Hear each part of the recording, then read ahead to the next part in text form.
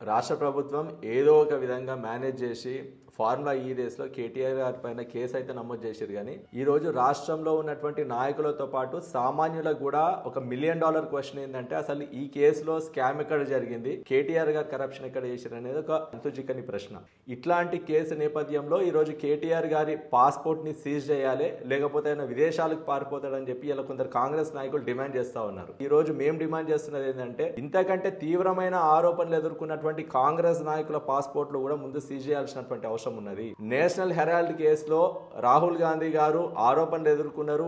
ED ముందు విచారణ కూడా ఆయన హాజరైనటువంటి పరిస్థితులలో రాహుల్ గాంధీ గారి పాస్పోర్ట్ ని కూడా సీజ్ చేయాలని చెప్పి మేము కూడా డిమాండ్ చేస్తా ఉన్నాం. అదే కేసులో ఆరోపణలు ఎదుర్కొన్నటువంటి సోనియా గాంధీ గారు ఆమె పాస్పోర్ట్ ని కూడా సీజ్ చేయాల్సినటువంటి అవసరం ఉందని చెప్పి డిమాండ్ చేస్తా ఉన్నాం. పక్క రాష్ట్రంలో కర్ణాటక రాష్ట్రంలో ఉన్నటువంటి కాంగ్రెస్ ముఖ్యమంత్రి సిద్ధరామయ్య గారు మ్యూడా కేసులో తీవ్రమైన మనీ లాండరింగ్ ఆరోపణలు ఎదుర్కొన్నారు. ఆయన పాస్పోర్ట్ ని కూడా సీజ్ చేయాలని చెప్పి మేము కూడా డిమాండ్ చేస్తా ఉన్నాము.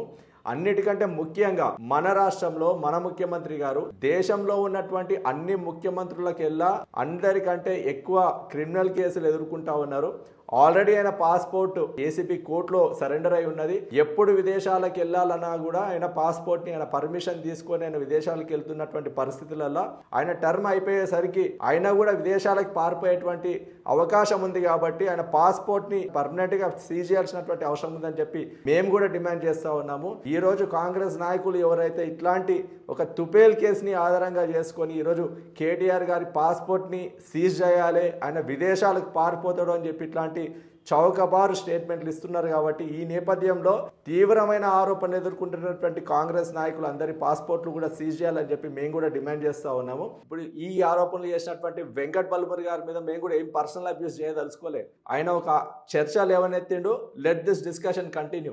ఆయన ఈ చర్చ లేవనెత్తిండు, ఆయన సెల్ఫ్ గోల్ కొట్టుకున్నాడని చెప్పి మేము నమ్ముతా ఉన్నాము. Let this discussion continue. ఈ రోజు ఎట్లయితే కేటీఆర్ గారి పాస్పోర్ట్ ని సీజ్ చేయాలని చెప్పి అలా డిమాండ్ చేసిరో ఖచ్చితంగా తీవ్రమైన ఆరోపణలు, తీవ్రమైన క్రిమినల్ కేసులు ఉన్నటువంటి కాంగ్రెస్ ముఖ్యమంత్రులు, కాంగ్రెస్ అగ్రనాయకులు అందరి పాస్పోర్ట్ కూడా సీజ్ చేయాల్సిందిగా మేము ముందు డిమాండ్ చేస్తా ఉన్నాము.